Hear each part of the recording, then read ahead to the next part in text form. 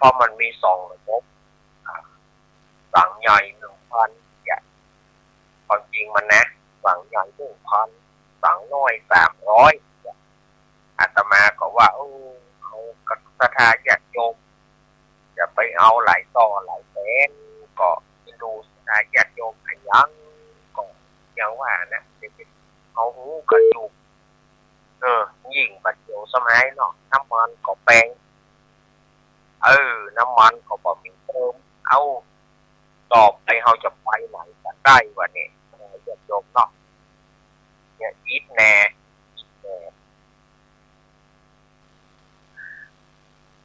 ก็อนุโมทนากับเจ้าภาพเลยที่เปิ่นรับสังฆทานเนาะแม่ทองเครือคุณโยมวาสนาไทยคันธาเสริมงานลำปาง1,200 บาทแม่ศรีไพรยมแม่ศรีไพรจันก้อนบ้านต่อในเมืองเชียงใหม่อันนี้ก็1,200 บาทแม่นวลนภาบ้านบัวลายอันนี้ก็สังฆทาน300 บาทแล้วก็โองทาน200แม่สมัยเขื่อนคำแสนลำปาง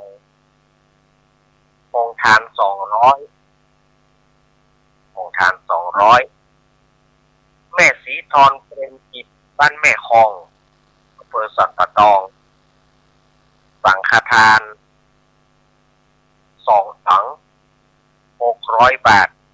เพื่ออุทิศบุญส่วนกุศลไปหาพ่อศรีธรเปรมจิตแล้วก็ถวายทานไว้ภายภาคแรกเนาะอันนี้600 บาทนายอานนท์อภิวงศ์อันนี้ลูกของแม่สวรักษ์เนาะคนก็ฮับแต่300 บาทแล้วก็ยังมีแม่เขียวแสนสีแม่เขียวแสนสีนี่ก็สังฆทาน1 ถัง300 บาทและโองทาน200แล้วก็แม่บุญฝันอุคำแม่บุญฝันอุคำโยมแม่บุญธรรมของอาตมาบ้านช่างกระดาษตำบลทุ่งต้อมอำเภอสันปะตองเปิ้นขอรับสังฆทาน4 สัง 1,200 บาทแล้วก็ยังติดตามลำตัวไปด้วยแม่ศรีวันแสนศรีสวัสดิ์แม่ศรีวันแสนสวัสดิ์บ้านปะคุณหวานตำบลปะคุณหวานอำเภอสันปะตองอันนี้เปิ้นก็รับสังฆทานสั่งใหญ่ 1,000 บาทเนอะแม่ศรีวันนี่นะแม่ศรีวันนี่เปิ้นรับสังฆทานสั่งใหญ่ 1,000 บาทขออนุโมทนากับศรัทธาญาติโยมเลิกที่เปิ้นร่วมเจ้าภาพสังฆทานอาตมาก็นับไปเรื่อยๆนะจนถึงวันจันทร์หน้าเนอะถึงวันจันทร์หน้าวันที่30ถ้าวันที่30อาตมาก็จะปิดทอดละอาตมาจะปิดทอดวันที่30เนาะส่วนน้ำดื่มนี่ก็แม่พ่อสมศักดิ์ที่เป็นเอาเตี้ยพร้อมไปด้วยลูกหลาน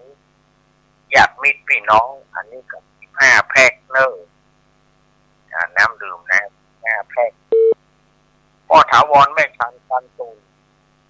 สีเตี้ยอันนี้4 แพ็คแม่จันนวลกันทมูลนายเทิดพงษ์นายพัดพงษ์บ้านเวียงหนองร่อง2 แพ็คแล้วก็แม่จันทรานันทิสิงห์ศรีเจริญ4 แพ็ค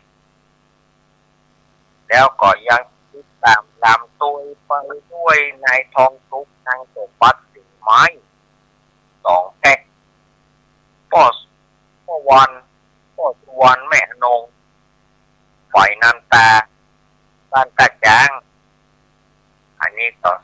อ่าอันนี้ก็2 แพ็คเนาะแล้วก็นายแดงทางจานยะจอมบ้านหนองล่อง1 แพ็คแล้วก็ล่าสุดนี่ก็มีอ่านายลินนางดาถ้าอ่านติดคออภัยเนอะนายลินนางดานี่ก่อบ้านสักอย่างนี่เปิ่นก็ห้าแถม4 แพ็ครวมไปสัก4 แพ็คสำหรับน้ำดื่มนะที่เป็นโรงทานเอาน้ำดื่มมาเป็นโรงทานเนาะอันนี้ถ้าไปจะเพิ่มเติมเสริมต่อจะได้ทางโซนต่างสักอย่างโซนต่างสักอย่างหนองล่องอย่าบ้านเวียงหนองล่องก็แจ้งที่แม่เพนได้เลยแจ้งที่แม่เพนได้083ไม่ใช่แจ้งที่แม่เพนได้เนอะ064 064 895 2902 064 895 2902อันนี้ก็แจ้งกับงานเนาะมันใส่เข้ามาต้องเก่งประชาสัมพันธ์ตัวมันใส่เข้ามามันใส่ข้อเข้ามาอันนี้ก็เรียบร้อยไปเนาะเรียบร้อยไปงานต่างๆก็เลิกมาแล้วก็วันที่25 เมษายนเลิกวันที่25 เมษายนนี่ก็วันพุธอาทิตย์เปิ้ลก็จะได้เปิดป้ายการสถานี106.50เปิ้ลจะได้เปิดสถานี 106.50 อย่างเป็นทางการและก็เปิ้ลจะมีการรดน้ำดำหัวครูบาอาจารย์นักเผยแพร่จัดรายการขึ้นสาวและเครือข่ายเปิ้ลจะมีการรดน้ำดำหัวที่ในช่วงของไปเมืองวันเสาร์ที่25สถานญาติโยมเนาะสถานการณ์น้ำมันมันดีอย่างนั้นเลยป้าสถานการณ์น้ำมันถ้ามันมาอย่างก๊อบแน่ปัจจัยกะอาตมาคือพระอาจารย์ก็ก๊อบใหญ่เหมือนกันนะถ้าว่ามันถึงที่ไปอยู่นี่ก็คือมันไปได้แต่มันบอกเติมน้ำมันนี่แหละปัจจัยกะอาตมาเนอะครูบาอาจารย์ก็ยิ้มก๊อบเหมือนกันนะแต่ขอสถานการณ์ที่มันเสียเนาะขอสถานการณ์ที่มันดีครูบาอาจารย์ก็จะได้ไปม่วนไปเวลาเขาไปนะมันแบบที่เติมน้ำมันหรือน้ำมันขาดอย่างนี้ก็ตายกับตายนะแต่หมอว่านะน้ำมันมันขาดที่แบบ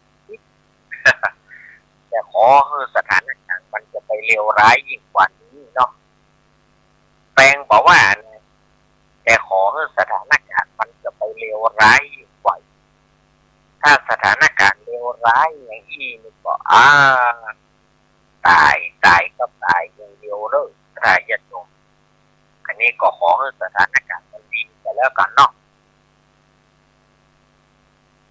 เอาละสถานญาติโยมวันนี้ก็ป่วยมานักแล้วเนาะก็จะได้โอกาสนำพระธรรมเทศนาปื้นบ้านปื้นเมืองมาเล่าให้กับญาติโยมได้ฟังกันมาเทศน์เล่าสถานญาติโยมได้ฟังกันวันนี้เอาทำปลูกโยก่อนเนาะวันนี้เอาทำปลูกโยก่อนก็ตามเจ้าครับวันนี้จะเอาทำในเรื่อง2 หัวตัวเดียวมาเทศน์มาเล่าเพื่อจะให้ญาติโยมได้ฟังกันวันนี้แก้ขัดไปก่อนเนาะเอาทำเรื่อง2 ตัวเดียวมาเทศน์มาเล่าเพื่อจะให้ญาติโยมได้ฟังกัน จ้าภาพลักษณ์ยังเป็นทางการก็หมายมีป่อสมทรัพย์ที่เพนขาวเตี้ยแม่ฟองคำในอเนกในธนาพรน้องปลายฝนป่อผู้กองพังพักแม่คุณนายประนอมพรหมตวนดีอันนี้ก็คนรวมพลกันเพื่อตามตอมปลูกที่ไปหาจะดวงวิญญาณของพ่ออุ้ยน้อยปันอุ้ยเงินยินาอีการไปหาพ่อสีแม่สอนขาวเตี้ยการไปหาอุ้ยเกี้ยวอุ้ยอินเชื้อวงการไปหาอุ้ยอุ้ยชายินาอีและการไปหาพ่อสอนไทยอุ้ยคอมอุ้ยทานายภาสกรดาวิน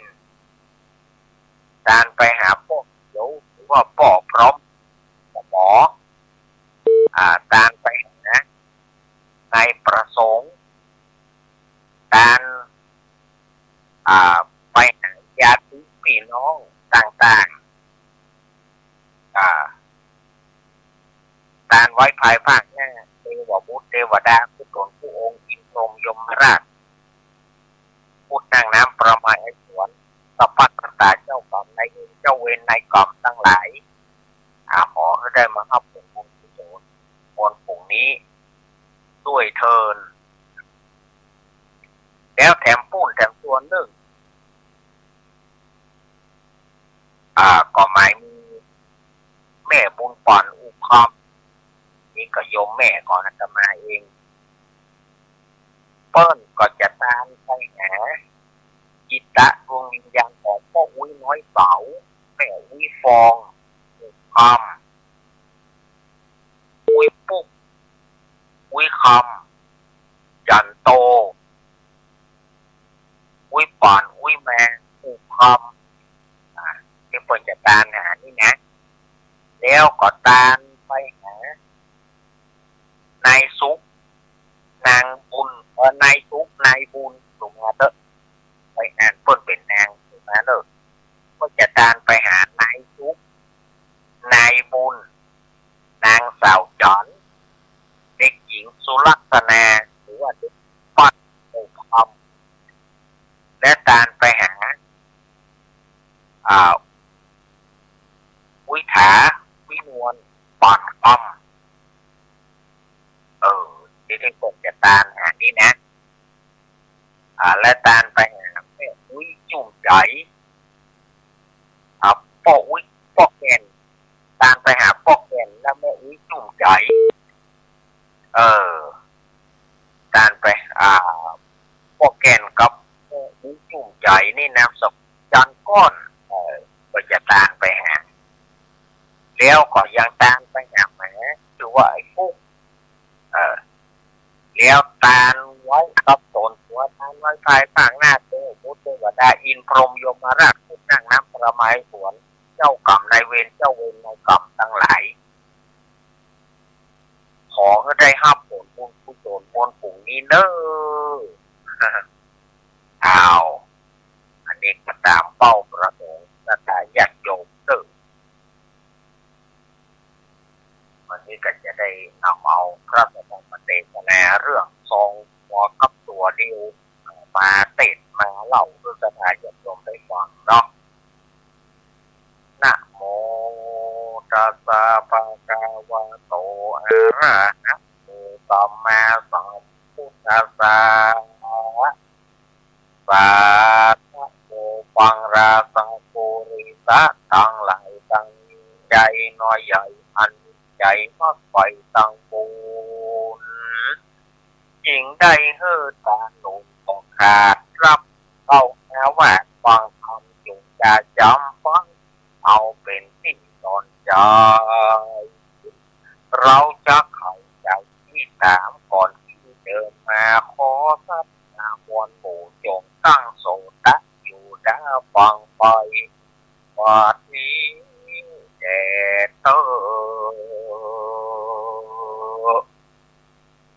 เอาละ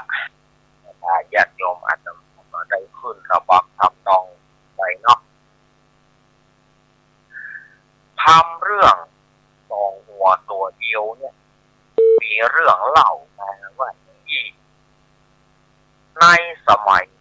ก่อนก็ยังมีเมืองหนึ่งนะมีเมืองหนึ่งซึ่งพระราชาเปิ้นตั้งอยู่ในพระพิราชธรรมในครั้งนั้นอันนี้เปิ้นก็แยกมาจากนาย้อนไปในป่าหิมพานต์ในป่าหิมพานต์เนี่ยมีโอ่งตัวหนึ่งโอ่งตัวนี้มันลักษณะมันแปลกมันมีสองหัวแต่มันอยู่ในตัวเดียวโอ่งนี่นะมันมีสองหัวแต่มันอยู่ในตัวเดียวอาศัยกินไปตามป่าในครั้งนั้นนายพรานคนหนึ่งไปป่าเข้าไปก็มองว่าโอ้โหคนนี้มันประหลาดเนาะลักษณะมันแบบมันมีสองหัวแต่มันอยู่ในตัวเดียวเป็นลักษณะที่แปลกเขาควรจะนำเรื่องนี้ไปพูดเมื่อพระราชาทรงทราบเมื่อพระราชาทรงทราบแล้วก่อนรางวัลต่างๆก็จะเป็นเขาก็จะได้รางวัลเนี่ยมาเลี้ยงลูกเลี้ยงเมียนี่กันเนาะในพรานคนนี้นะมันก็นำเรื่องไปทูลพระราชาทรงทราบเมื่อพระราชาทรงทราบแล้วเขาโหประหลาดเนี่ยอันกันในพรานโอ้โหตัวนี้มันประหลาดนะพระเจ้ามันมีสองหัวแต่มันอยู่ในตัวเดียวเอาหน้าใครหอนเนาะว่าแต่ว่านายพรานไปเอามาที่เขาได้ก่อนนายพรานคนนี้ก็บอกว่าได้ครับพระเจ้าค่ะไม่ยากหรอกวันพรุ่งนี้ข้าพระองค์จะเอามาถวายว่าแล้วนายพรานก็เตรียมเหี้ยวเตรียมอย่างเพื่อว่าจะเอาไปดับเอาโหงนี่นะถึงวันพรุ่งก็วางบ่วงวางเหี้ยวไว้ก็ว่าโหงตัวนี้มันก็ออกมาตามเดิมนั่นนะมันก็กินมาเส้นทางเดิมแต่ก็มาถูกบ่วงของนายพรานเมื่อถูกบ่วงถูกเหี้ยวไปทางใดบ่ได้ก็ได้กะห้องถูกห้องนายพรานก็ใจแหละได้แล้วหมอองค์ประหลาดก็นำมาถวายพระราชาได้ทอดพระเนตรอ่านหงนี่ก็มันแปลกหงนี่มันอยู่อย่างไรมันอยู่สองหัวแต่มันอยู่ตัวเดียวมันมีตัวเดียวก็เอาเจ้ามเหสีเอาเลี้ยงไว้เมื่อพระมเหสีเลี้ยงไว้เอาพระราชกุมารีเลี้ยงไว้แต่ว่านายพรานไม่ใช่นายพรานพระราชาก็พอเพ่งขึ้นไปก็โหงถ้ามันแยกเป็นตัวไปตัวมันนี่จะดีเนาะเพราะมันอยู่สองหัวตัวเดียวกันมันดูกันมันดูแบบงามแต่ถ้าว่ามันแยกเป็นตัวไปตัวมันนี่น่าจะงามกว่านะพระราชานี่ก็ไปเป็นอย่างนี้ละอยากจะรู้คนแยกกันละก็เลยห้องปรึกษาเสนาอามาตย์บอกว่าเขาอยากจะให้วงสองหัวเนี่ยเมื่อมันแยกเป็นตัวไผ่ตัวมันจะน่าฮักกว่ามันจะงามกว่าแต่ไผ่ม มันแยกกันได้โดยบ่ให้มันตายโดยบ่ให้มันตายโอ้ยเนาะอำมาตย์เสนาอำมาตย์ต่างๆคนใดก็โจรด้วยเก้าพระเจ้าค่ะโจรด้วยเก้าพระเจ้าค่ะแต่กระทำแถมว่าไผ่ที่สามารถแยกโงสองหัวเนี่ยมันเป็นตัวของตัวมันไผ่มีวิธีก็ช่วยกึดหน่อยยามนั้นก็ยังมีอำมาตย์คนหนึ่งก็ขอเอาหงไปที่บ้านก็เมื่อเอาหงไปที่บ้านแล้วก็มักกึดใจหานี่เนาะนี่อย่างไรเนี่ยว่าเดียวนี่เอาหงก่อนมาแล้วเสียเนี่ยอย่างไรที่บอกให้มันตายแต่ให้มันแยกกันเป็นสองหัวแยกกันเป็นหัวภายตัวมันอย่างนี้อย่างไรเอาบางคนนี่ก็ตับใจนะแต่ในที่สุดสมองสั่งงานสมองสั่งงานขึ้นมาก็เลยบอกว่าเอาอย่างนี้ก็เลยใช้วิธีส่งต่อหัวหนึ่งรับก็ไปส่อหัวหนึ่งเพื่อจังกันก็ไปส่อหัวหนึ่งถ้ามันตื่นมาด่ามันเลยถ้ามันตื่นมาด่ามันเลยทีนี้พอหัวหนึ่งตื่นหัวหนึ่งก็เริ่มแล้วแหละทุยคงจะรับการนอนว่าหูจักก็ว่าต่อกันหัวนั่นมันก็บอกหูมันก็ว่าสหายเลยเขาอยู่ด้วยกันน้ำเบิร์นนี่หรอมีวันนี้มีเกิดอะไรอย่างขึ้นมีเรื่องอะไรอย่างบ่หมดอย่างนั้นจังเมืองกับปูนี่แหละมันแน่มาถูกกันน้ำเบิร์นแล้วก็เรื่องอะไรอย่างเล่าเขาอยู่ด้วยกันมาตั้งแต่เกิดเขาก็ติดกันมาอย่างเงี้ยกูจังมึงว่าต่างๆนั่นแต่ด้วยคำที่มันบ่น่าฟังด้วยคำหยาบคำคายต่างๆแต่หัวหนึ่งก็ยังโคตรอยู่นะหัวหนึ่งก็ยังบอกว่าสหายเฮ้ยน้องเอ๋ยพี่อยู่ด้วยกันไหมตั้งแต่ไหนแต่ไรกรรมอย่างที่ผมเคยประจักษ์แก่หูเอาวันนี้ท่านเป็นอย่างผีป้าตนใดบ่มีอย่างนั้นบ่มีตนใดสักอย่างกูจังมึงมาเมินในที่สุดความอดทนของหัวนั้นก็หมดถ้าอย่างนั้นก็สู้กันเมื่อสู้กันขาดก็ซับกันจิกกันซับกันเมื่อซับกันไปมาที่สองหัวนั่นก็แยกออกจากเป็นตัวภายตัวมันอำมาตย์คนนี้ดีใจรีบนำหงสองตัวนี้ไปถวายพระราชา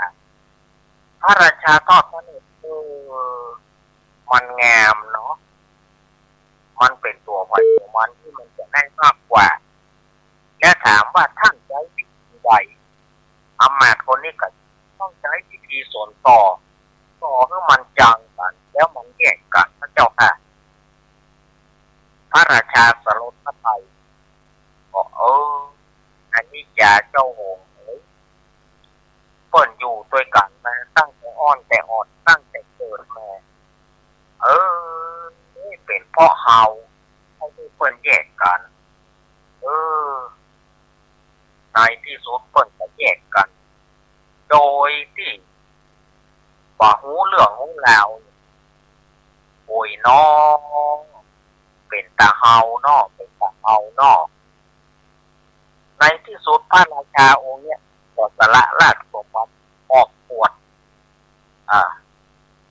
ส่วนหัวนั้นสองหัวนั้นสามารถที่จะประสานกันได้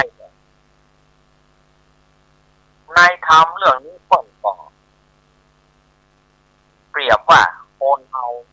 ไหนอย่าไปเปลืองย่ำแคมบางคนเปิดได้กินกับคนนี้ไปหักคนนี้ไปได้กินกับคนนี้ไปหักคนนี้เปรียบเหมือนนกสองหัวคนว่าอีนะไปทำว่าพระเจ้าตรัสว่านะเปรียบเหมือนนกสองหัวไปเหี่ยวไปอยู่ไปโดนไปส่อเรื่องนั้นเรื่องนี้นี่นะมันก็มาได้ขึ้นมาเปรียบไปก่อนโคสองตัวต้องมาแยกกันพวกกรรมโซนซอกรรมโซนซอกรรมซอเสียดเนี่ยกระทายญาติโยมมันสำคัญซอเสียดกรรมซอนี่ก็เอาเรื่องบ้านเหนือไปซอบ้านใต้เอาเรื่องบ้านใต้ไปซอบ้านเหนือทำให้เปิดผิดอันนี้คำว่าซอส่วนคำว่าเสียดเนี่ยก็คือแก่กรรมที่มันเสียดใหญ่บางคนไปด่า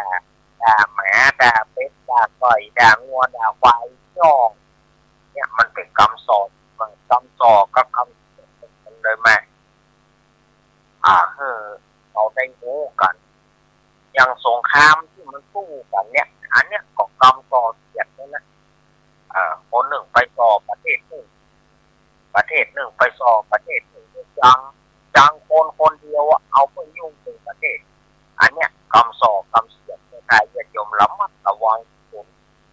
บ้านหนึ่งจองเดียวกันประทุกันก็ย้อนว่าเอากรรมสอบกรรมเสียด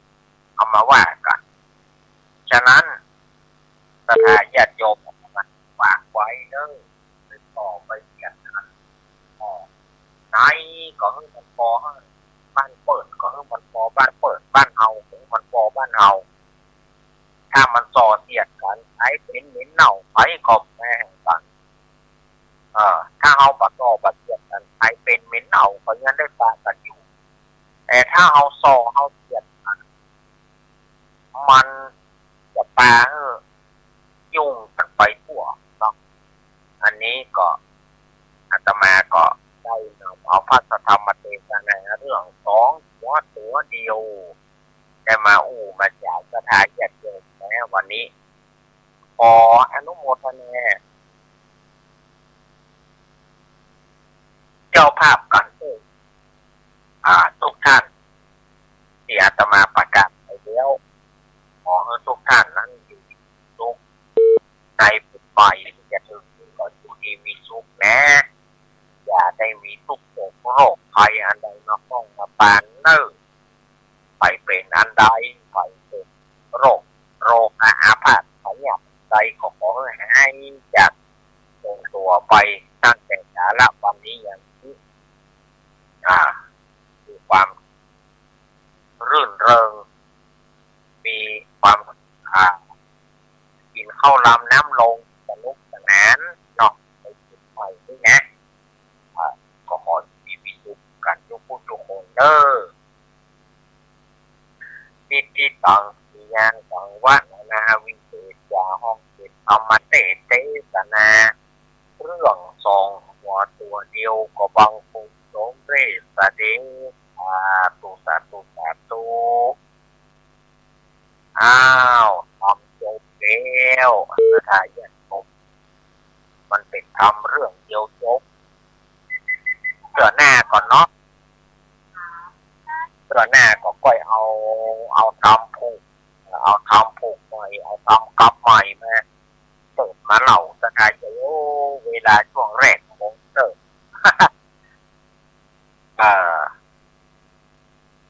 เวลาช่วงแรกจะมาหมดเลยสกายญาติโยมคำเดียวค่อยปะกันในช่วงที่สองเนาะสกายญาติโยมก็เดียวค่อยปะกันในช่วงที่สองของรายการทำเป็นละปัจจินกะธรรมะคนรุ่งไก่แจงเลยสถานญาติโยมก็รออาจจะมาคำเดียวอยากจะมาจะปิ้งช่วงตีเนาะอาจจะมาจบไว้ได้ก่อนช่วงแรกจะไปฟังไปไหนจะเนิ่จะเดี๋ยวก็ปะกันเนาะเจริญพร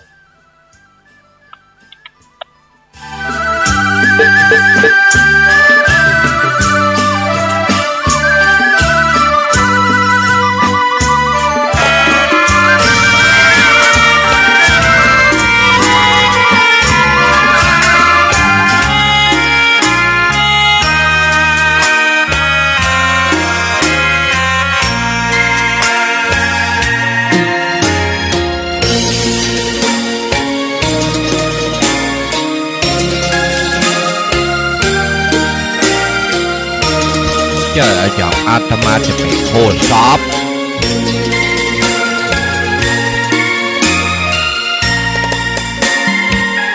ดอกบัวดอกหนึ่งตึงใจไว้เพื่อบูชาแด่องค์พระศาสดาสัมมาสัมพุทธเจ้ามีความงามเงียบไม่เปรียบเทียบเขาเทียบเราใครมองไม่งามช่างเขาแต่เจ้าก็คือดอกบัวด้วยความสัตย์ซื่อยึดถือความดีเป็นหลักใครรักไม่รักก็ไม่จมปลักมองมัวเมื่อโผล่พ้นน้ำก็เห็นความงามในตัวไม่ยึดติดในตมชั่วขอเป็นดอกบัวดอกดีใครไม่มองว่าบัวงามเด่นแต่บัวก็เป็นดอกบัวทุกวันอย่างนี้ไม่อยากเด่นดังแต่มุ่งหวังในทางเด่นดีเกิดมาเพื่อสร้างบารมีถวายชีพนี้บูชาปี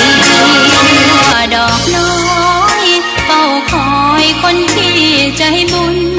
มาโอบเอื้อเกื้อกูลรู้ค่าของบุญเก็บบัวขึ้นมาเพื่อสร้างความดีและสร้างบารมีดังว่าใช้ดอกบัวนี้บูชาพระสัมมาสัมพุทธองค์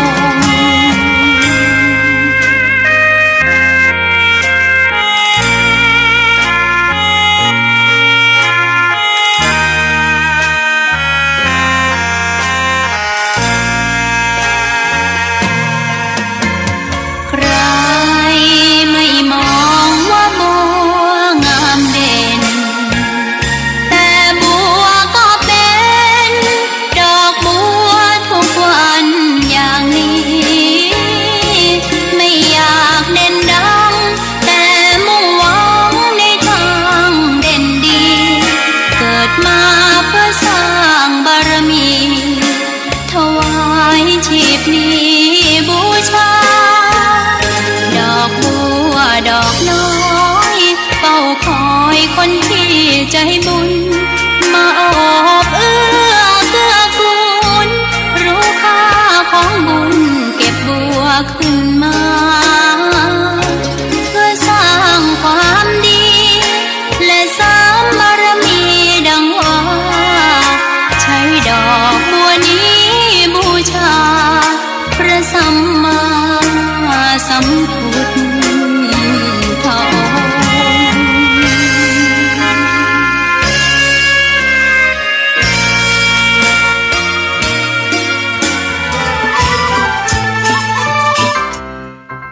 องค์ น้องๆหน้าหนาวนี้ไปแอวเหนือเฮาพักที่นี่บ่รีสอร์ทนี้ดีขนาดมีเครื่องทำน้ำอุ่นระบบแก๊สเอาไว้ให้พร้อม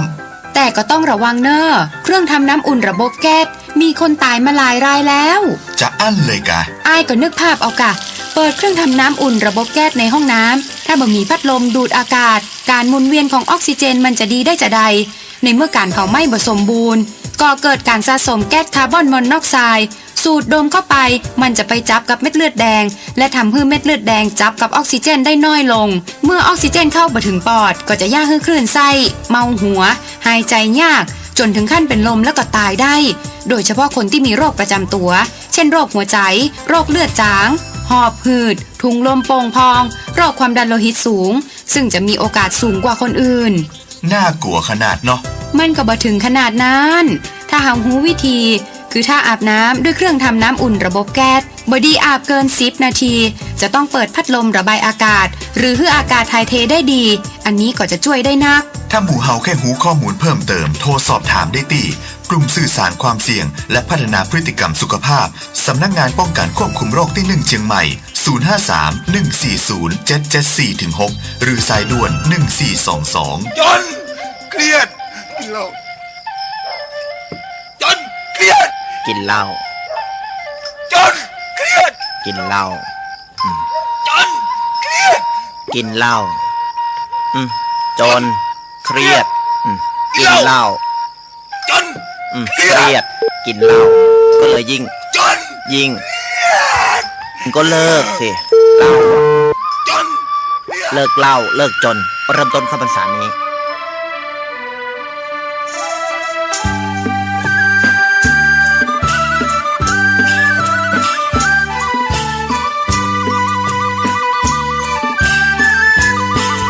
รอสายครูบา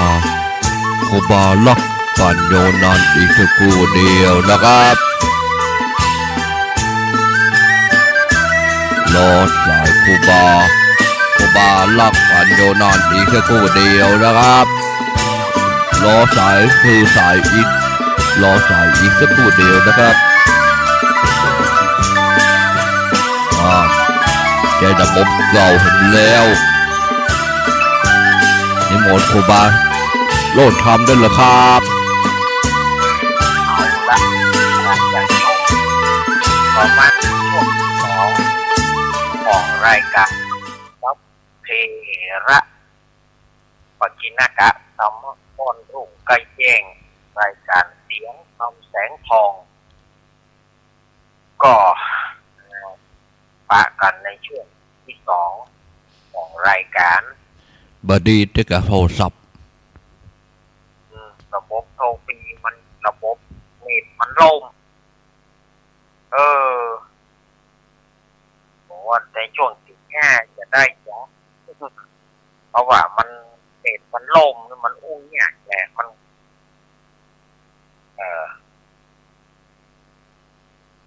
ก็ศรัทธาญาติโยมก็อดใจฟังไปก่อนเนาะดีกว่าที่จะปล่อยลูกวิทยุมันเงียบโซ่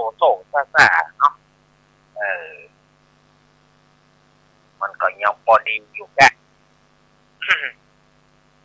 เอาล่ะศรัทธาญาติโยมต่อไปจะเป็นการประเคนต่อไปจะเป็นการประเคนก็ขอเชิญก็คุณโยมสมบัติเงาคำกับโยมรุ่งนิรันดร์ปันดอนทองถวายกันพระพุทธธรรม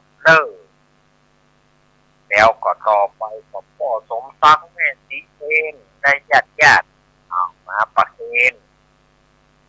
กันเต้ประเคนกันเต้ต่อไปเจอแม่บุญปันปูคำแม่บุญปันก็บอกว่าโอ้อันขอไผ่มาแหมพวงนี่แม่ก็มาไผ่มาแหมพวงนี่แม่ก็มาควเอาแม่ปะเป๊ะเอามาปะเป๊ะพ่อซักไปคนเอียวบางหนังหน่อยแขวนหน่อยลูกง่ายดีพ่อซักไปโอ้ยแม่เอามาไม่ได้นักไงพอไผ่แหมมึงนี่แม่กำเตอร์เนาะอันนั้นพอบนักไงพอแหมเมื่อกับยกมือฉายไฟมาแม่ยกมือฉายไฟมาแม่จับไปพิธีจับไปพิธีเปิ่นเอาไปเกมเนี่ยแม่จับอธิษฐานนั่นเอากะเอามาเกมเลยการหาพอยตามเป้าประสงค์ได้ประกาศไปเมื่อกี้นะได้ประกาศไปแล้วเนาะ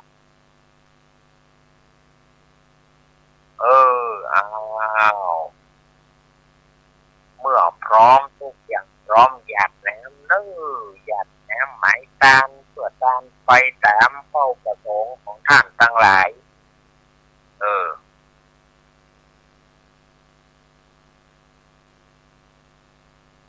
การไปเพื่อตามเป้าประสงค์ของศรัทธาญาติโยมหยาดแหนมหมายตามหยาดแหนม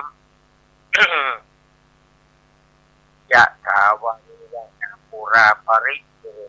สาครังเอวะเมวะโตตินังเปตานังอุปกปติอิชิตังปฏิตังตุมังคิปะเมวะสัตตุมัปเปปุเรนตุสังกปาจันโทปนะระโสยะถามณีโตติระโสยะถาด้วยเตชะบุญกุศลในวันที่ท่านทั้งหลายจะอุทิศร้อยแต่การของผู้ใดผู้หนึ่งก็ดีการไว้กับตนตัวการไว้ภายภาคหน้าคือบุตรเทวดากุศลกุองค์ก็ขอได้รับพัฒนาบุญกุศลบุญผลนี้ยังเจ้ากรรมในเวรเจ้าเวรในกรรมทั้งหลายขอได้รับบุญกุศลบุญผลนี้แล้วแผ่ภายในบุญกุศลมหายังเจ้าเงามุนรัตนาได้อยู่ดีมีทุกข์หายจากโรคาอาพาธทั้งเนี่ยปัดทั้งหลายให้ได้กัดก้อยใจไปให้ได้อยู่มีทุกข์ไปเที่ยงจิราการยาวนานนั้นถึงจะมีเที่ยงใจดีหรือโสยติธรรมโมจะยังนิทัสโสเปตนาปุจจาจักตาอุลาลาปรันจะปุปุนามนุปทินังสุเมหิปุญญังปัสสุกานาปกันตุสปิโยวิวัชันตุสัพพะโรโควินัสตุมาเตภวะสันตารโยสุขิกายุโกภวะอภิวาทนาติสนิจังมุทาปัจจายิโนจตารโรธรรมาวทันติอายุวโนสุขังปะลังเอาแล้วเมื่อได้ทานไปแล้วก็สบายอกสบายใจเพราะทานแล้วก็ขอให้โล่งอกโล่งใจเนาะเมื่อท่านได้ทานแล้วนะทานแล้วก็สบายใจอันนี้ก็จะได้เอานิทานมาเล่าเนาะเขาจะเปิดสายก็หนึ่งช่วง5 ปลายก็เนาะวันนี้เวลามันถึงนักวันนี้เวลามันเลิงหน่อยเมื่อเวลามันเลิงเขาเวลามันสายเขาก็ปล่อยไปเปิดสายปุ้นช่วง4-5 ปลายขึ้นดีกว่าเนาะ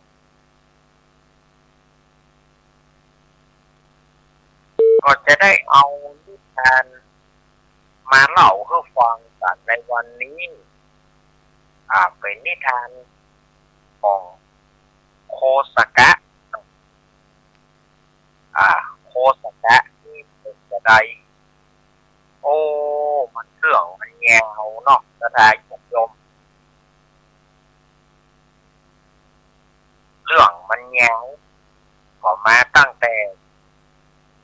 ป่อเปิดตั้งแต่ป่อเปิดเกิดนะละเกิดมาเนี่ยเขาถือว่าแม่นี่จะเป็นนางเลิงเมืองก่อนติดคนนี้นะเอาเมียใหม่แต่ยังว่านะกะก็ความอิจฉาของแม่ใหม่ก็กลัวว่าลูกจะได้ก็สั่งเอาไปขว้างแต่ก็คนมันบัดตายเนาะเอาไปขว้างก็ยังคืนมาอยู่ข้ามก็ข้ามต่างๆนานาเนี่ยจนถึงว่าไปจ้าต่างเมืองขอยับเทวดาก็เปิ้นก็บอกถ้าว่าอยากไปป่าขออินดูเนอะอย่าในที่สุดก็กัดแก้วอันตรายต่างๆนะกับโพสกะนี่นะในที่สุดก็ไปหาเศรษฐีนั้นว่าข้าอย่าเลิกแต่ว่าพระอินทร์ก็แปลงเป็นหนังสือว่าถ้าปะลูกข้าไปก็ยกตำแหน่งเศรษฐีเมื่อกำเนิดคนเฮานี่มันบัดถึงคาดบัดถึงดวงนี่นะโจกหรือว่าเป็นโจกอันดีอันงามเนาะโจกอันดีอันงามในที่สุดก็รอดพ้นจากมรณมนทินต่างๆจะได้เป็นมหาเศรษฐีกันนะแต่คนเฮาเนี่ยในชะตาชีวิตของมหาเศรษฐีก็ยังว่านะเมื่อมีเงินนักความโลภเลสตัณหามันก็ งนั่นเลยในกามคุณปัญจกามคุณทั้งแห่รูปเสียงกลิ่นรสสัมผัสรูปก็สนใจแต่สตรีไม่แย่ไม่ยิงซื้อผลแม่เนี่ยบำเรอตนตัวเนาะวันนี้เมินเข้าก่อนเข้าของต่างๆก็ลดลงนะเข้าของต่างๆก็ลดลงในที่สุดก็จะไปยืมแหละไปยืมเพื่อนเดินทางไปแบบนี้เดินทางไปเมื่อเดินทางไปถึงบ้านเพื่อนวันนั้นเพื่อนก็ที่เป็นเศรษฐีก็เลี้ยงข้าวปลาอาหารเลี้ยงข้าวปลาอาหารเปิ้นเลี้ยงมันกินเป็นที่แล้วนะเมื่อมันกินเป็นที่แล้วทีนี้ก็เพราะว่าอย่างไรเปื่อนเนี่ยก็เอาเนื้อหมาเมื่อเอาของเนื้อหมาเป็นหมาแม่มานเป็นหมาแม่มานเจ้าของบ้านเอาอาหารอย่างดีเพื่อมันกินเนาะบอกก็ว่าพอใจเสร็จเก่าคนเนี่ยก็เกิดไปอีกตามหาในตอนกินข้าวตัวกินข้าวอิ่มแล้วไปหันเพื่อนเอาของก็แหมก็บอกว่าแหมเนี่ยกว่ากินที่เหลือเฮาก่อนไปที่หวยแต่มันกินดีแต่มีว่าในขณะนั้นมันก็เกิดกัดท้องขึ้นไงเกิดกัดท้องในที่สุดก็เป็นลมมันเป็นกัดนะกัดกระตายของบ้านเพื่อนนั้นนะเมื่อตายของบ้านเพื่อนก็ไปเกิดในท้องแม่จะตายแยกยมเมื่อเกิดไหมเหมือนเข้าใหญ่มาแต่เลยไปฮับเจ้าตู้เจ้ากับตู้เจ้าไปคุมบาตรที่ไหนก็เอาตู้เจ้าไปคุมบาตรที่ไหนมันเอานำตังไปได้ถือว่าโคตกะนี่นะจบด้วยบุญกุศลเมินเข้ามาเที่ยงอายุไก่ไปมากระต่ายไป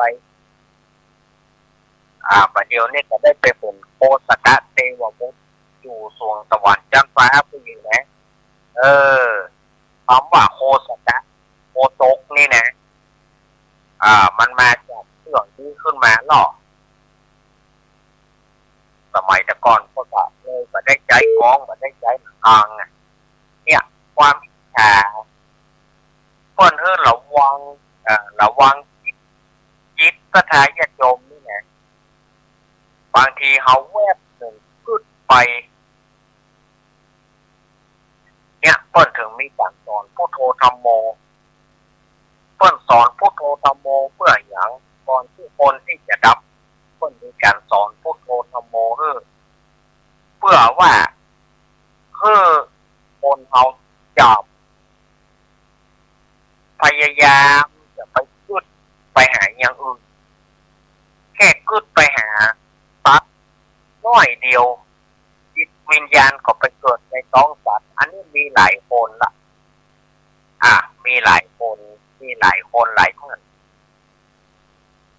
ยกตัวอย่างแม่ชีแดงวัดแม่ชีแดงนี่อยู่วัดอัมพวัน ซึ่งเป็นวัดของหลวงพ่อจรัญที่จะธรรมโมเนาะขนาดก่อนจะตายเนี่ยหมามันก็เจ็บท้องเกิดที่ใต้ถุนศาลาหรือว่าพื้นศาลาที่ไม่แดงนอนอยู่เนี่ยหมามันเจ็บท้องหมาเจ็บท้องจะเกิดมันก็ค้างมันก็ห้องแล้วเนาะมันเจ็บท้องจะเกิดแม่ชีแดงในทันทีนั้นแม่ชีแดงก็ป่วยแล้วนี่จะตายแล้วนี่ก็เอา ด้วยความกึดน้อยอ่ะสุมาญาติโยมเนี่ยก็มันจะมาทางพ่อมันอย่างก็หมานี่ก็มันจะมาห้องแน่มันอย่างนี้จิตในขณะนั้นไม่กี่เดือนก็แวบ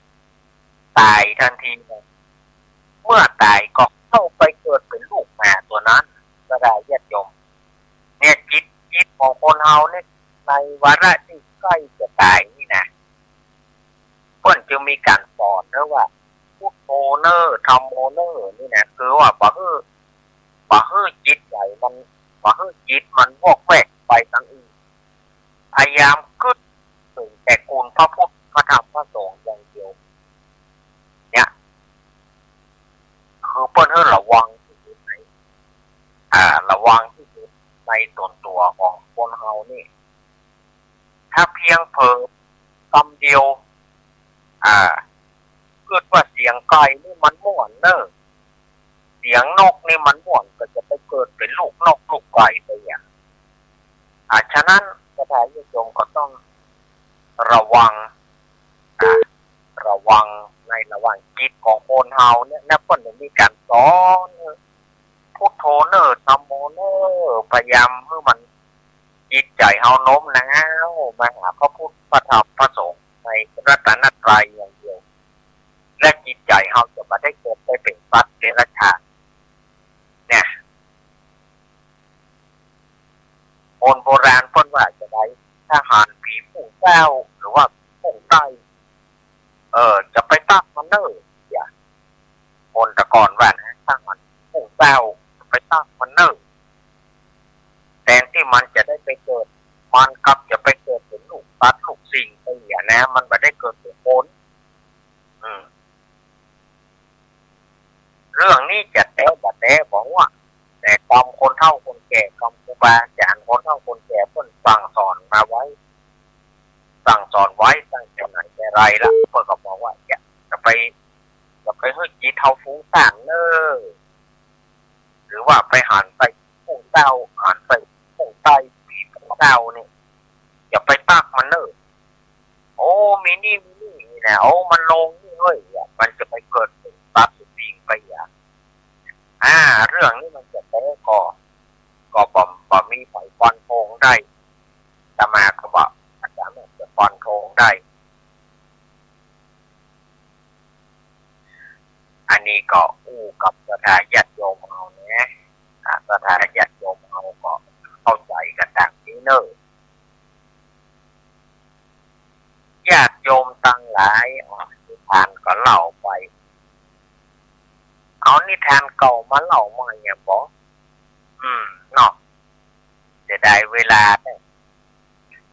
เอานิทานเก่ามาเล่าใหม่วันนี้ก็จะได้เอานิทานในเรื่องหลวงพ่อเจ๋งหลวงพ่อเจ๋งไอเมน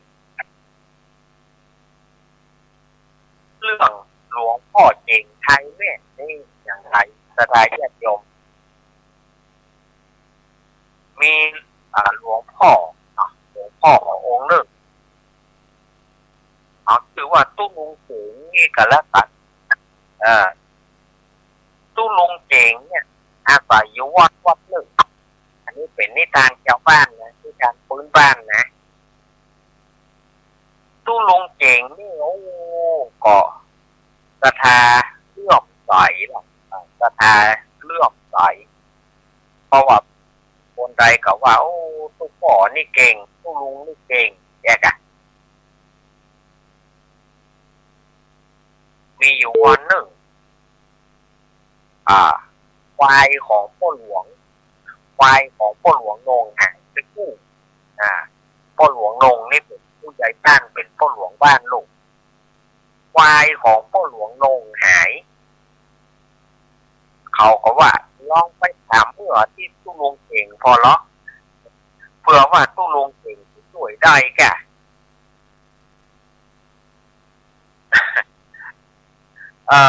เขาก็ไปพ่อหลวงนงก็ไปถามตู้ลุงเจ๋งโอ้ไหวสาตู้ลุงเนี่ยไดโอ้ ไฟผมหายนะไฟผมหายบอกว่าเขาเอาไปบอกว่าไผเอาไปนะขอที่ลุงไทยเมื่อคือกำแล้วที่ลุงรู้เมื่อคือกำแล้วทีนี้ตู้ลุงเจงก็เอาแล้วบอกเฮ้ยยังไงพ่อหลวงก็มาก็เลยนัดพ่อหลวงประมาณ4 โมงแรงเนอะพ่อหลวงอาตมาจะนั่งอาตมาจะเข้าสมาธิก่อนแน่สมองมันสั่งงานแน่อาตมาจะเข้าสมาธิก่อนถ้าอย่างไรอาตมาเข้าสมาธิแล้วก็เดียววันก้อยมาเนอะ4 โมงแรงก้อยมาพอพ่อหลวงลงเขาออกวัดไปแล้วตู้ลุงเก่งนี่ก็มักกึดใจถึงพวกเขาไอ้เก่งหน่อยเก่งชิงนี่หาเรื่องไปพวกเขาแท้ๆก็เฮ้ยแล้วเกิดว่าเปิ่นมาตั้ง4 โมงจริงถึงอย่างไรไอ้เก่งเนาะจริงบ่น่าทำเลยในจังหวะที่ตู้ลุงเก่งจมอยู่นั่นไงในจังหวะที่ตู้ลุงเก่งจมอยู่นะก็มีขโมยที่ลักไปของพ่อหลวงนงนี่นะก็ชื่อไอ้เก่งเหมือนกันกายมาได้ยินเข้าใจที่ตู้ลุงจมตู้ลุงเก่งจมไอ้เก่งหน่อยเก่งคิงแบบน่าเหี้ยเลยไอ้ขโมยคนนั้นก็คว้างเข้าไปกราบตู้ลุงเก่งกราบแล้วบอกเพื่อให้กราบแล้วบอกเพื่อให้ตู้ลุงเก่งก็ให้ยังอย่างโอ้ผมได้ยินตู้ลุงโจมว่าไอ้เก่งหน่อยเก่งผมก็ชื่อไอ้เก่งครับผมเนี่ยเป็นคนลักไว้พ่อหลวงลงผมเอาไปมัดไว้หลังวัดท่านหนึ่งผมเอาไปมัดไว้หลังวัดท่านหนึ่งโอ้ตู้ลุงเก่งก็คิงขัดใจเข้ากินน้ำแล้วก็ไปก็เดี๋ยวพ่อหลวงก็จะนี่กันแม่อีกทีนี้ไอ้เก่งน่ะก็ฟังเข้าแล้วก็เปิดกัน4 โมงแรงพ่อหลวงนงกับเจ้าบ้านก็ขึ้นมาวอดแถมมาถามว่าได้ครับตู้ลุงควายของโยมพ่อหลวงนี่นะมีหลังวอดท่านมีที่หลังปัจจาไปเอาเตอะพ่อหลวงนงไปปลาเจ้าบ้านไปหานเข้าใส่ควายโอ้ดีใจแต่รู้พ่อหลวงตู้ลุงนี่ทายเมื่อแม่นแต่ทายแม่นนะหมอดูแม่นกลางนั้นที่ของตู้ลุงสวนกระโดงดังหรอกนั้น ทีนี้ก็มีป้าอ่อนนี่ก็มีลูกสาวชื่ออีน้องแก้วป้าอ่อนนี่ก็ไปทำบุญแหมวันหนึ่งนะป้าอ่อนก็ชวนน้องแก้วไปทำบุญในจังหวะที่ไปทำบุญก็วันนั้นก็แกงป่าเนาะแกงป่าไปตัดเวลาเพลินพอดีหรอเวลาเพลินพอดีตู้ลุงเก่งกับทานแกงป่าเนี่ยแต่ถ้าไปฉันท่าไหนบอกว่าบอกว่าก้างขอบคอไปฉันที่ท่าไหนบอกว่าก้างต้องมาขอบคอเมื่อก้างขอบคอก็ดิ้นไปดิ้นมาก็เดี๋ยวเลิกละเดี๋ยววกเดี๋ยววักเนาะเหลียวไปในจังหวะนั้นน้องเที่ยวซึ่งเป็น ลูกของป้าอ่อนนี่นะก็ไปนั่งอยู่ที่ปืนต้นไม้ต้นหนึ่งหรอกก็เมื่อตู้ลุงเก่งเหลียวมาก็นึกว่าตู้ลุงเก่งมองน้องเที่ยวนี่ก็นึกสวะจากที่นั่ง บอกกองว่าอีน้องเที่ยวน้องฟ้าจากที่หนังละจากที่หนังนั่นก็บอกเขาว่าต้นไม้ต้นนั้นโค่น ต้นไม้ต้นนั้นโค่นปุ๊บตู้ลุงเก่งก็เลยบอกว่าอ่านก่อนแรกถ้าตู้ลุงบอกฮ้องมึงมานี่นะมึงแปบขาแลมแทมกับห้านเลยตู้ลุงเก่งโอนใดก็น่าจะชื่อเสียงของตู้ลุงเก่งกับเรื่องลือแหละโตตู้ลุงเก่งนี่เก่งขนาดจิโด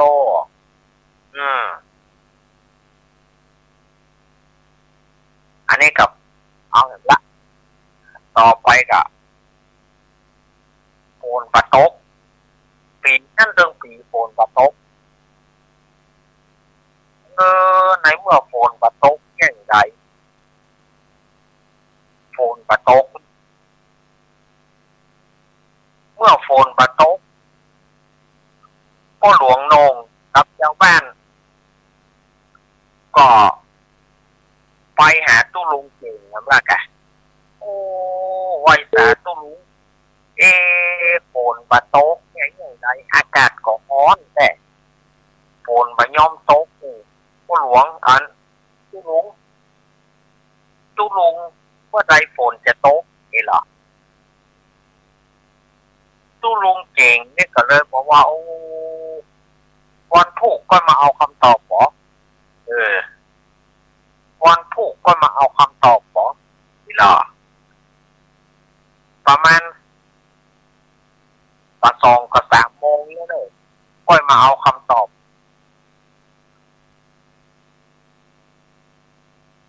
แล้วตู้ลุงเก่งนี่ก็หนีออกจากวัดไปเกิดใจไอ้เก่งจริงแย่งใจจริงนัดเปิดมาเกิดว่าเปิดมาแล้วเนี่ยมันก็เป็นแค่อย่างไรนี่กะในจังหวะนั้นก็มีกบ2 แม่ลูกกบตัวลูกมาถามแม่มันว่าแม่เมื่อไหร่ฝนจะตกกบตัวนั้นก็เลยบอกว่าวันฮือก่อนวันฮือฝนจะตกลูกประมาณบ่าย2กับบ่าย3เนี่ยฝนจะตกทีนี้ก็ตู้ลุงเก่งก็ปิ๊กมาแถมวันหนึ่งพ่อหลวงนงกับเจ้าบ้านก็มาถามว่าเมื่อใดฝนจะตกตู้ลุงวันพุธเนี่ยวันพุธบ่าย2กับบ่าย3เนี่ยฝนตกแน่นอนทีนี้ก็เหมือนเว้นปั๊มกับแก้งตู้ลุงนงนี่ก็ตู้ลุงเก่งเนี่ยวันนั้นปรากฏว่าบ่มีฝนเลยบ่มีเข้าฝนจะตกตู้ลุงเก่งก็พอไปจนถึงบ่ายโมงบ่าย2โอ้ฝนก็บ่มีทีท่าว่าจะตกก็เลยหนีไปแหละตู้ลุงเก่งเนี่ยเข้าไปในโบสถ์พุทธอย่างใดชาวบ้านก็มาลุ่มยอมแน่พอเขาว่าบ่าย3 โมงพอเขาว่ามีเสียงฟ้าร้องว่ะมีเสียงฟ้าร้องมีเสียงฝนตกกำนั้นฝนชาวบ้านก็พากันเลี้ยงตู้ลุงเก่งเนี่ยปากันเขียนลายเซ็นไปขอยศพระครูเหรอไปขอยศพระครูตู้ลุงเก่งตอนในที่สุดตู้ลุงเก่งก็ได้กินดีกับด้วยเหตุบังเอิญของตัวเก่าเนี่ยนะเหตุบังเอิญของตัวเก่าเนี่ยนะก็เอามาเล่าให้สถานญาติโยมได้ฟังนอกก็จะเป็นสัญญากับสถานญาติโยมไม่มากก็น้อยนะวันนี้นะชุกละหุกแก้ไขกันไป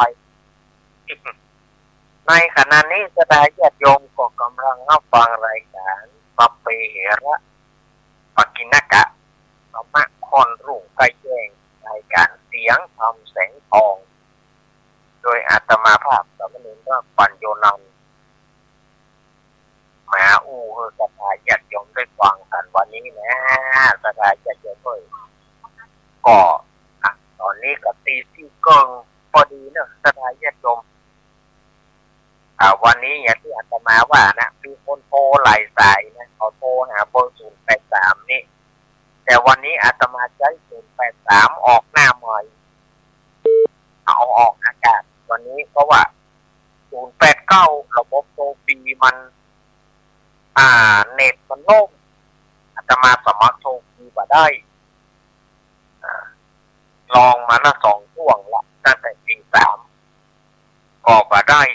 4นี่ก็ยังมาได้เพื่อสมัครโทรฟรีก็จะลองตี 5นี่กำจะลองสมัครโทรฟรีตี 5นี่กำมันระบบเน็ตมันล่ม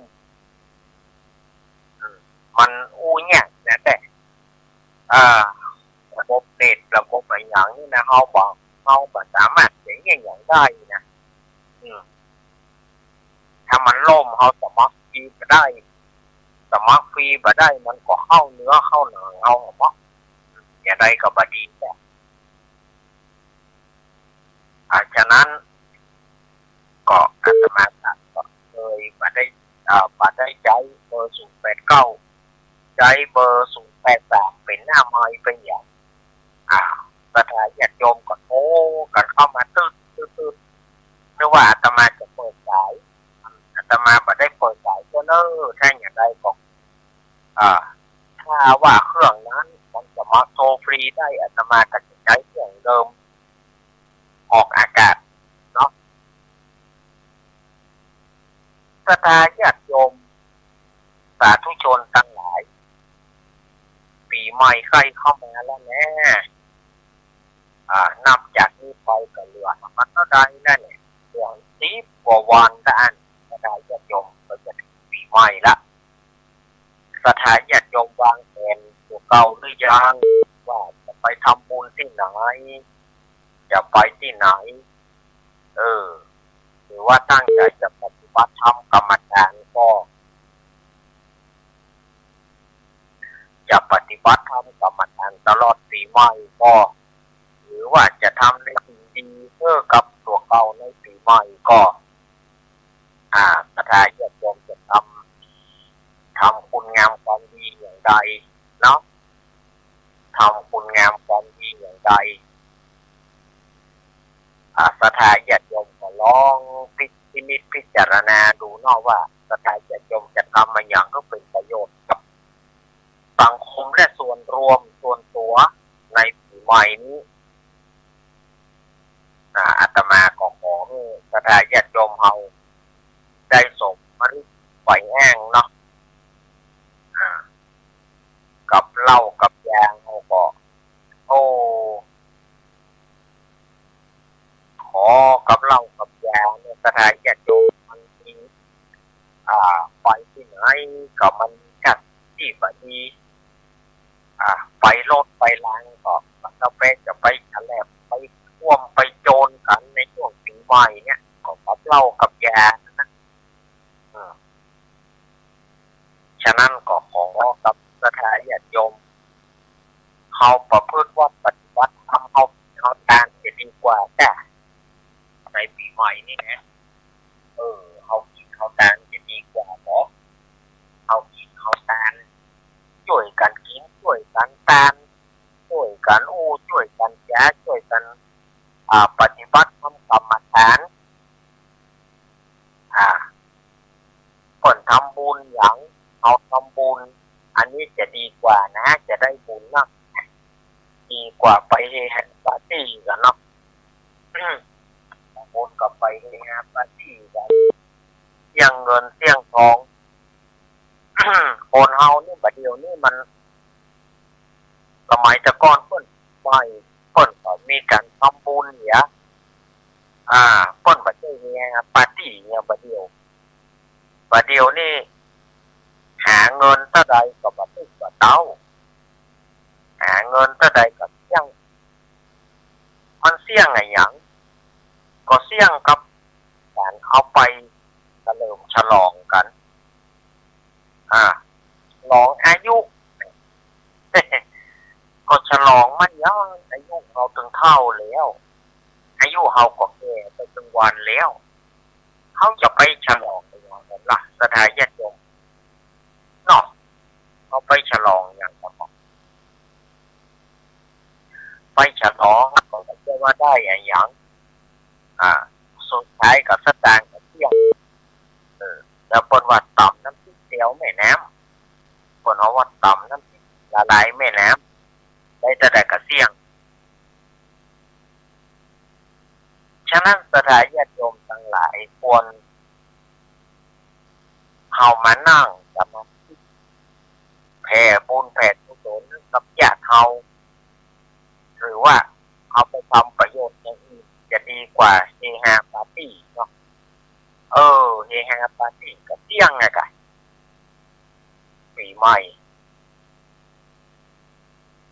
เสี่ยงกับเสี่ยงแต่ละอย่างถ้าเอาไปเฮฮาปาร์ตี้ไปเฉลิมฉลองจริงประเดียวสมัยง่ายสถานญาติโยมเศรษฐกิจก่อหานกันอยู่เศรษฐกิจบดีแต่ญาติโยมก็ยังกินเลี้ยงกันเฮฮาปาร์ตี้กันอยู่ในปีใหม่เพราะว่าจะเป็นปีใหม่ของไทยเพราะว่าจะเป็นปีใหม่ของเมืองปีใหม่อย่างที่ไทยเฮามันฮับทั้งนั้นนี่แหละเมื่อพี่ไทยมันฮับเอาแม่ก็เนี่ยมันก็เอาละก็หาเงินก็ได้กระเป๋าหาเงินได้พอจะเป็นกระเป๋าละงานปีใหม่มีแบบละเลี้ยงกันอันนี้ปีใหม่ไทยนะไม่สากลนะพอถึงหาเงินกำลังจะเข้ากระเป๋าได้จะเต็มกระเป๋าละเอาไปเลี้ยงปีใหม่เมืองแบบละงานนั้นงานนี้งานนั้นไหนก่อนเนี่ยคนไทยเฮาก็เลยได้ทำกับงานอยู่ตลอดเวลาทำงานอยู่บอกว่าจักหยุดจักหย่อนทำงานถึงวันทำงานถึงวันสถานญาติโยมสมควรต่างใดในการทำงานก็เขาก็ถือว่าสถานญาติโยมถึงวันนี้เขาทำงานกันเพื่ออย่างทำงานกันเพื่ออะไรถ้าย้อยไปได้พักไปได้ผ่อนเอาไว้เวลาก็ที่บ่มีก็จะเป็นมีอันนี้ใช่ก็มีบังคับตัวเก่าเนี่ยที่บ่มีก็จะเป็นมีเพื่อบ่ให้ได้ขายหน้าเพื่อนฝูงจะมาเลี้ยงมาดูกันมีเท่าใดก็ต้องมีเท่าใดก็เอามาบ่มีก็จะมีเพื่อแล้วเพื่ออยากไปทำงานใช้นี่เพื่อแดมแล้ว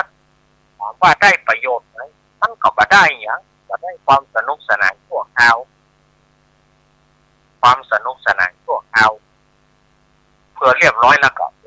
บ่ได้สักพี่น้องสถานญาติโยมที่อาตมาก็ฝากกับสถานญาติโยมเอาไว้นะฝากเอาไว้เพื่อเป็นกระสายยาเนาะฝากไว้เพื่อกำกู้กำจ่าของอาตมาบางคำนี่มันอาจจะสื่อล้ำไปกาว่าถูกใจสถานกาอาตมามาอภัยนะว่าว่าถูกว่าต้องอันใดที่มันบรรทุกก็ขอสู่มากับญาติโยมเนี่ยเลยอันใดที่อาจจะมาของม่วนขอสู่มาอภัยเนอะจบจากรายการนี้ก็จะเป็นรายการยังทำแสงอรุณเนอะมันจะเปลี่ยนรายการกลับไปหน่อยเนาะจากช่วงตี 4 ตี 5ไปนี่ยังเป็นแสงทำแสงทองนะจากตี 5ไปก็จะเป็นยังทำแสงอรุณวันนี้อาตมาอยู่แนวเด้อสถานญาติโยมเพราะว่าแทนหลวงพ่อท่านพระครูวรธรรมนาถลวดแทนต้นไปเลยวันนี้ลวดแทน พระเดชพระคุณหลวงพ่อพระครูวรธรรมนาถนี่เพิ่นไปธุระทางอีสานเพิ่นไปธุระทางอีสานก็อาตมาก็เลยได้มามาจากกับศรัทธาญาติโยมถ้าหากว่าตั้งสถานีเพิ่นมาเปลี่ยนเพิ่นมาได้ล้วงเอารายการอื่นนี่นะก็อาตมาก็ยังมาอยู่ต่อแต่ชั่วโมงหนึ่งแต่ถ้าเพิ่นเอารายการเข้าก็เลี้ยวไปอันนี้เอากันนะเกิดว่าบ่ได้ยินเสียงอาตมาในช่วงที่3โอ้มได้ยินรู้นี่ก็แสดงว่าเพิ่นล้วงเอารายการเข้าก็แสดงว่าโจ๊กตรงนั้น เก่งกับสถาญาติโยมสถาญาติโยมที่ได้ฟังรายการอาตมาแต่ความจริงถ้าหากว่าไม่มีอะไรเปลี่ยนแปลงอาตมาก็อยู่ได้3 ชั่วโมงเลยช่วงตี 5ก็เนอะสถาญาติโยมที่โทรมาขอไปช่วงตี 5ดีกว่าเนาะช่วงตี 5ปลายดีกว่าเดี๋ยวก็เปิดสายสถาญาติโยมว่าวันนี้มันกันแนวต่อไปก็จะได้มาเล่านิทานให้สถาญาติโยมได้ฟังกัน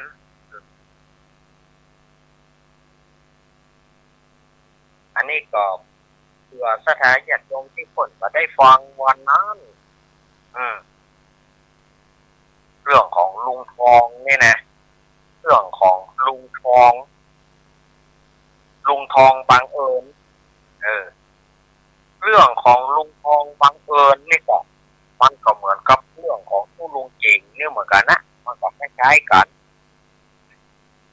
เรื่องลุงทองบังเอิญเนี่ยก็มีอยู่ว่าลุงทองเนี่ยให้หากินไรเปาอยู่มาทำงานมาเกือบตลอดอายุก็ได้อย่างขึ้นนะเลยก็เลยขึ้นอย่างไรเปาอยากจะเป็นหมออยากจะหากินอย่างไร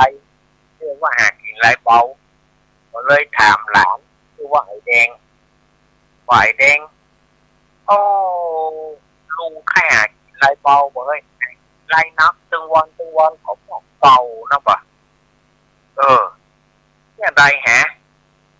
จะหากินไรได้หอมไรงูไรที่มันบัดทุกไปเนี่ยฮะไอ้แดงก็เลยบอกว่าจะเป็นอย่างลุงก็เป็นหมอเมื่อกันลุงก็เป็นหมอไทยกันเป็นหมอเมื่อกันเนาะหมอดูโอ้แล้วลุงบัดย่างอย่างสักอย่างนี่บอกเฮ้ยจะเป็นหมอดูได้ยังไงแน่หมอเน้นลุงทำละฮะเธอผมเดี๋ยวผมจะช่วยเธอเดี๋ย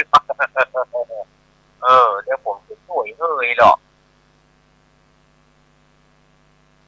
ลุงทองก็เลยตั้งตัวเป็นหมอดูเป็นหมอเมื่อนี่นะบ้านเขาว่าเป็นหมอเมื่อเนาะลุงทองนี่ก็เลยตั้งเป็นหมอเมื่อทีนี้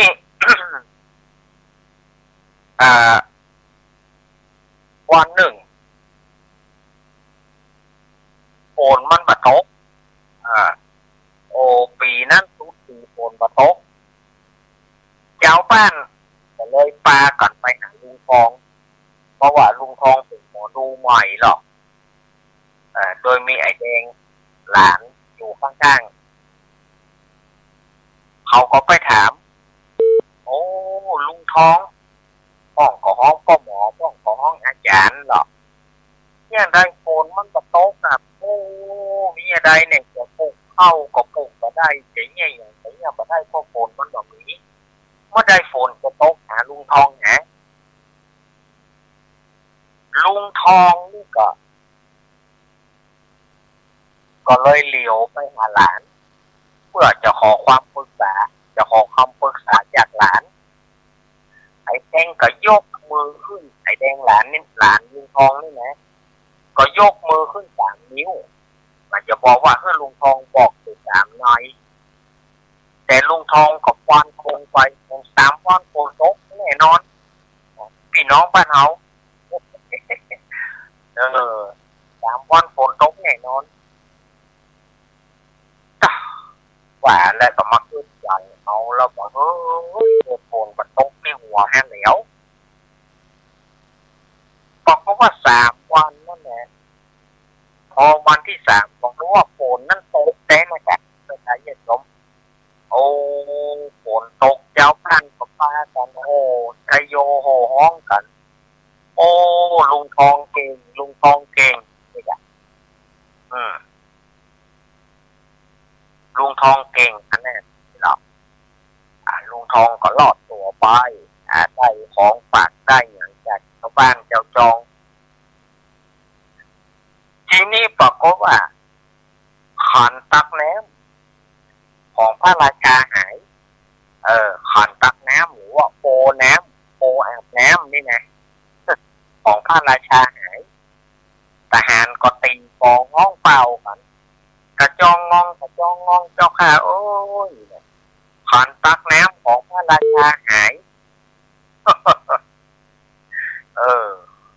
ตักน้ำขันน้ำโปอาบน้ำนั่นนะโปตักน้ำนั่นนะ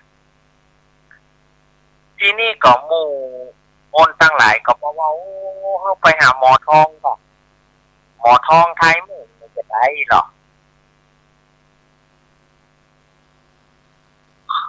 หมู่ทหารเสนาอมาตย์ก็เลยไปหาหมอทองไปหาลุงทองบอกว่าพ่อหมอขันตักน้ำของพระราชาหายพ่อหมอพ่อจะรู้ว่ามันมีไหนทีนี้ลุงทองก็เอาแล้วบอกเฮ้ยมันยิ่งกว่าที่ฝนตกกำก่อนอันนี้เอากำกับมาให้แหงแล้วบอกเฮ้ยก็เลยถามไอ้แดงเลยหันหน้าไปถามไอ้แดงเนี่ยใดไอ้แดงก็ยกมือแล้วก็กดกินไปทางห้องน้ำลุงทองก็เลยบอกไปว่าขันตักน้ำมันต้องอยู่กับน้ำบัดนี้ใดก็ไปก็หาเตอะเขาก็เลยพากันไปก็หาผู้ที่ผู้ต่างในที่สุดก็ไปปะขันตักน้ำที่ในห้องน้ำก็ดีใจทำเรื่องไปทูลพระราชาพระราชาก็ฮ้องลุงทองกับไอ้แดงเข้าเฝ้าว่าโอ้หมอทองนี่ตายเมื่อแม่นก็เลยเลี้ยงเข้าป่าลุงทองไก่แดงนี่นะเลี้ยงเข้าเลี้ยงปลาพอเลี้ยงเข้าเลี้ยงปลาปรากฏว่าวันนั้นเนี่ยลุงทองก็กินเอาเนาะแต่ว่าบอกก็ว่ากระดูกขอบคอกระดูกไก่นะขอบคอไปอย่างไรล่ำเหลือนั่นก็แต่เลือกไปมาอันนี้ก็เหลียวไปต่างบัลลังก์ของพระรา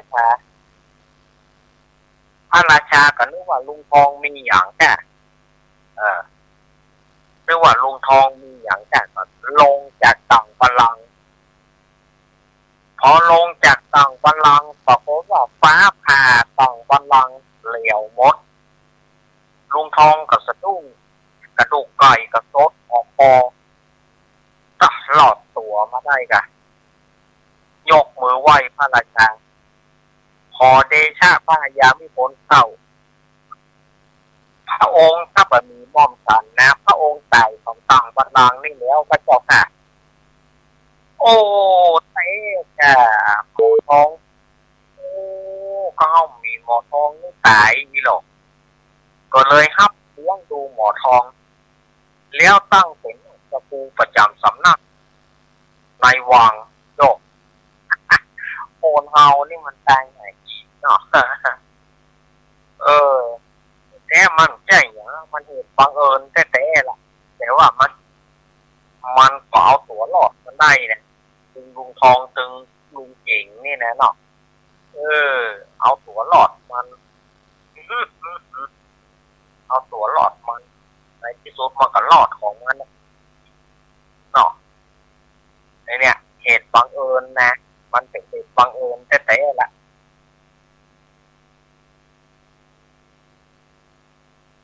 ที่เหล่ามาบางทีก็เอามาปัดปูนห้องปัดปูนเหล่าห้องรีมิกเก่าใหม่ไปเสิร์ฟนายผู้ชมบางทีเป็นนิทานเก่าไปห้องเอามาเล่ากันก็มีนะ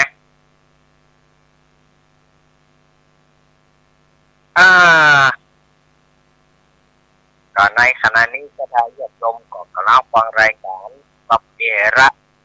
ปฏิณกาธรรมะพรรุ่งได้แจ้งรายการยังตามแสงทองเนาะก็โดยมีอาตมาภาพสมณีก็โยนันและมามาจากสถานญาติโยมนะ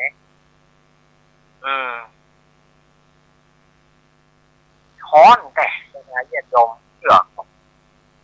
ฮ้อนนะเพราะไฟนะมันจะเย็นแบบละไฟมันจะหนาว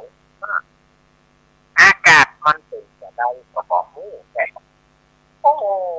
อากาศประเดียวมันเนี้ยวันเดียว2 ฤดู3 ฤดูเนาะแต่คืนนี่ก็โยมที่สมัยก็ไปจัดรายการมาได้แต่คืนนี่นะ ก็ต้องป้อนแหนเจสิต้องมาเป็นพิธีกรช่วยกันจัดไปอาตมาก็อยู่ได้บ่เมินอาตมาอยู่ได้บ่เมินเพราะอย่างอาตมาก็ต้องลูกเจ้าตัวเดี๋ยวอาตมาก็ต้องมาทำงานเมื่อเช้าวันเนี้ยเนาะบอกขอยมปี่ให้รวยๆเนอะเนาะให้จากอาการให้รวยๆเนอะเนาะคืนนี้ก็ขอบคุณพ่ออาจารย์ด็อกเตอร์พ่ออาจารย์จิตโสมเตปินเนาะพ่ออาจารย์วัดเจ็ดกรีเชียงใหม่แต่คืนนี้ก็มาช่วยกันช่วยกันจ้าแต่คืนนี้รายการก็รุ่งร่วงไปเปิ้ลก็ได้อยู่เมินพอเปิ้ลจะไปไหนอยู่วันนี้เปิ้ลจะไปหลายที่อยู่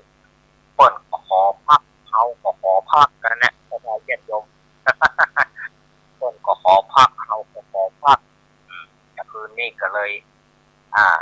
ละอาจารย์สมัครละลุงนุยไว้แต่คืนนี้ก็อาจารย์สมัครกับลุงนุยจะช่วยกันประคับประคองรายการไปเพราะว่าท่านหัวหน้าลาป่วยท่านหัวหน้าลาป่วยแต่คืนนี้นะฟังที่100สถานญาติโยมที่ฟังที่104ก็คงจะเข้าใจกันเนาะก็มามาจากกันตัวอย่างกันตัวอย่างกันเนาะสถานญาติโยมช่วยกันช่วยกันจ้าเอาละเวลาช่วงที่2หมดแล้วเวลาพักต้นชั่วโมงผ่อยที่โทรมาหาอาตมาแต่ชื่อก็โทรได้เนอะช่วงต้นชั่วโมงนี่นะช่วงที่อาตมาพักนี่นะโทรเข้ามาก็เดียวอาตมาจะถ้าว่าเมื่อใดก็มาพักกันเรื่องที่3ในเวลา5เนาะอาตมาพักก่อนนะจะไปฟังไปไหนซะเนอะเดี๋ยวก็ปากัน